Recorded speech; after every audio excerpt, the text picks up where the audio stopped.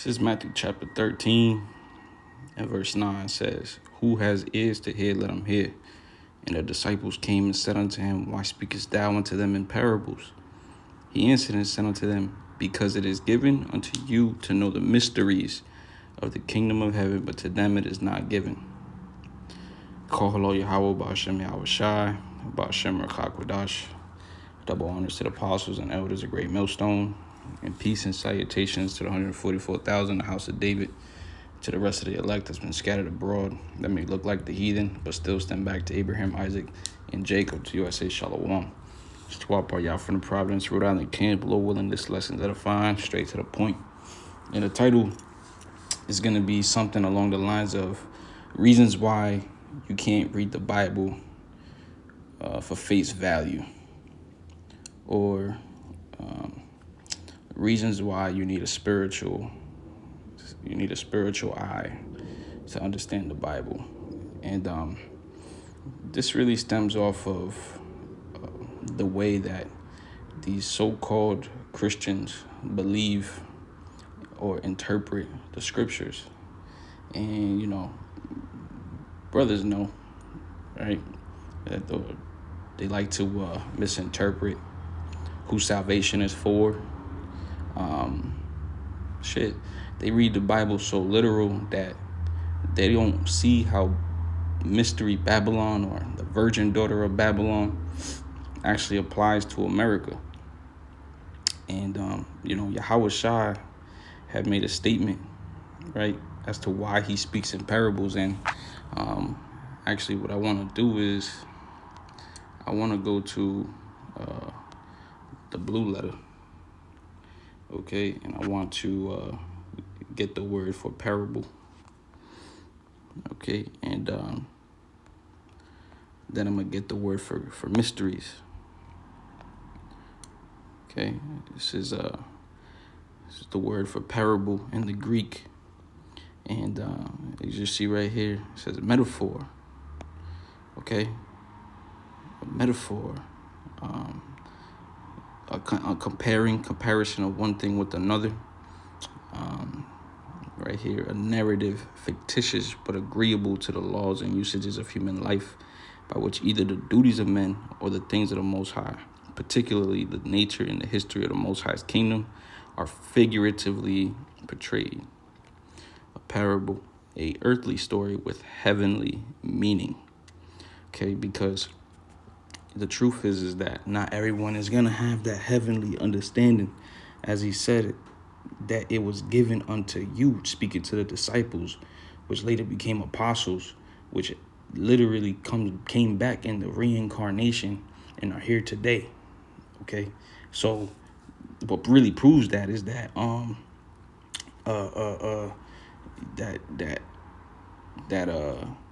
the Baptist, okay, John the Baptist came back before he was Elijah,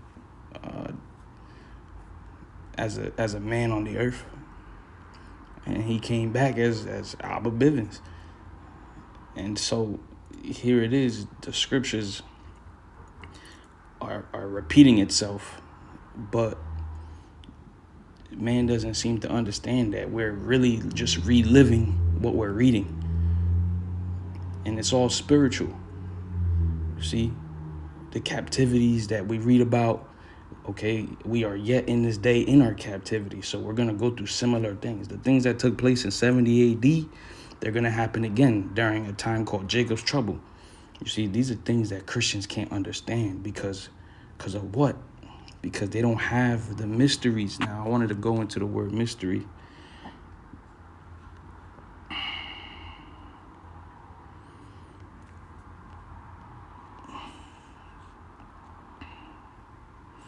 Mystery is a hidden thing, a secret. All right. Let's see what else we got. Yeah, that's really the point. Okay. But the ones that serve the Lord, in fact, we can go to the book of Amos, chapter 3 and 7.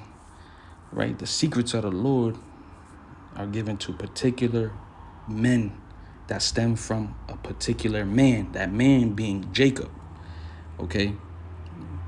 But here in Amos, the 3rd chapter, in the 7th verse, it says, surely the Lord, Yahweh Bahashem Yahweh Shai, will do nothing, but he revealeth his secret unto his servants, the prophets.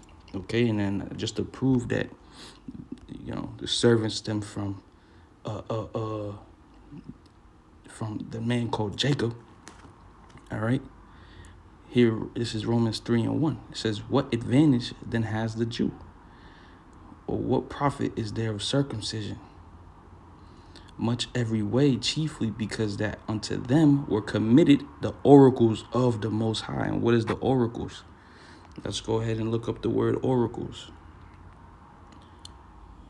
Okay. And then we'll read it in the NLT. The oracles, a brief utterance, a divine oracle. Okay. So let's read it in the NLT now. This is Romans 3:1. Then what's the advantage of being a Jew? And really, this applies to Israelites, okay? The ones that stem from Jacob, okay? In fact, the scriptures even talk about how the tribe stemmed from the waters of Judah, all right? So continuing, it says, is there any value in the ceremony of circumcision? Yes, there are great benefits. First of all, the Jews were entrusted with the whole revelation of the Most High. You see? So, man, these Christians don't understand that there's actually been given, there's been a spirit of blindness put upon them in order for them not to get it. Okay? Let me grab that scripture. Shorty trying to get really. Say to the blind. Let's see real quick. Just bear with me. So I grab this scripture. I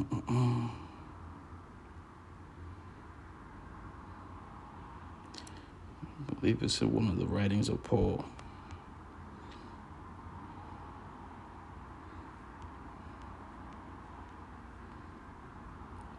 Just bear with me. Okay, here it is. Romans 11 in verse 7. What then? Israel has not obtained that which he seeketh for? Why? Because they're looking for the truth. They're looking for the comforter, okay? And these Christians, they don't have it, man. They don't have the truth.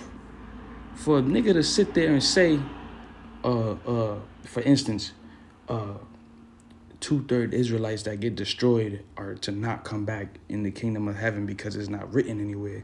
You know that man lacks spiritual discernment. Because you don't see the word America written in the Bible, do you? No one does.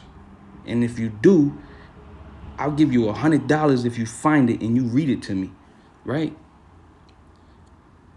But there's spiritual names for this place called America. That's why we can identify that this place is Mystery Babylon the Great. And again, the secrets weren't given to everybody. All right? If a secret was given to everybody, it wouldn't be a secret. But that's why this scripture right here is heavy, because they were given a spirit of slumber, right? Romans 11:7. What then?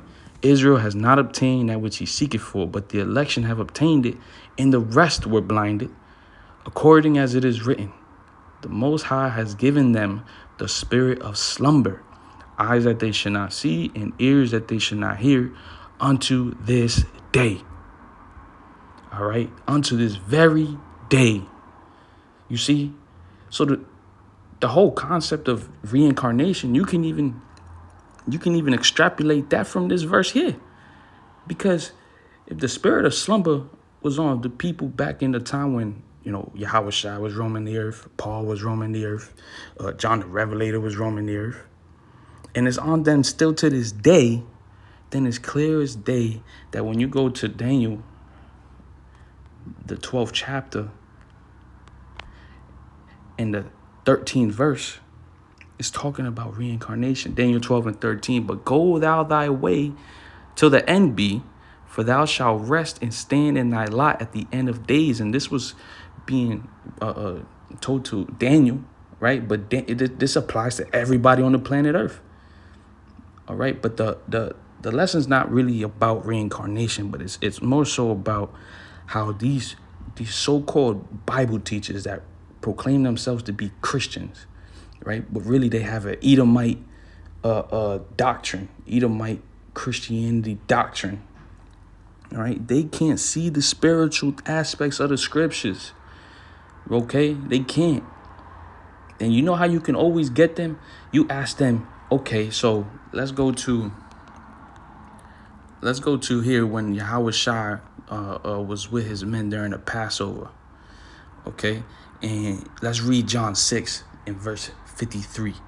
It says, then Yahweh Shai said unto them, verily, verily, I say unto you, except ye eat the flesh of the Son of Man and drink his blood, ye have no life in you. So you ask them this, is this literal right here? Did they literally turn to cannibals? Did they break the laws of the Lord? Because it's written that you can't even eat meat with the blood still left in it. It has to be fully cooked. So you're telling me that this is literal? Did they actually eat the flesh or drink the blood of Yahweh Shai? Man, it's straight madness what these Christians do, man. And a lot of Israelites, okay, that even know the names of Yahweh, Bahashem, Yahweh Shai, they're on the same tip. They're on the same tip. All right? And all said and done, man, it's for the separation of the Lord, man. Because, okay, we go to Ecclesiasticus or Sirach, chapter 18 and verse 3. It says, who governeth the world with the palm of his hand, and all things obey his will. There's no free will. So like I said earlier, everyone is going according to the lot they're supposed to walk in. So the prophets are, doing their thing, right? The righteous prophets and the wicked prophets. And matter of fact, I'll say like this. The tabernacle of David and the tabernacle of Saul are doing their thing. And those of you though that don't know, the tabernacle of David or the house of Saul, tabernacle of Saul, go into the history. It's all right. It's written in the Old Testament, so-called Old Testament. But continuing, it says, for he is the king of all, by his power dividing holy things among them from profane. So that's why one way he divided it is by giving his secrets to his servants, the prophets, and keeping the mysteries away from those that aren't his servants, the prophets, or aren't his elect. Okay, so these man, if we go to Revelation, right? We go to Revelation. Where is it at? Right here, Revelation, the 17th chapter. All right, and we talking about the great whore. Okay, these motherfuckers, they really probably think it's talking about a woman, a literal woman. You see, but I'm not gonna keep dragging the point. Hopefully, I made it already. I believe I made the point. And the water, how about Shem Yahweh Shai, about Shem Dash for putting the spirit upon me to do this lesson. Double honors to the apostles, elders, a great millstone, and peace and salutations to the elect. Shalom.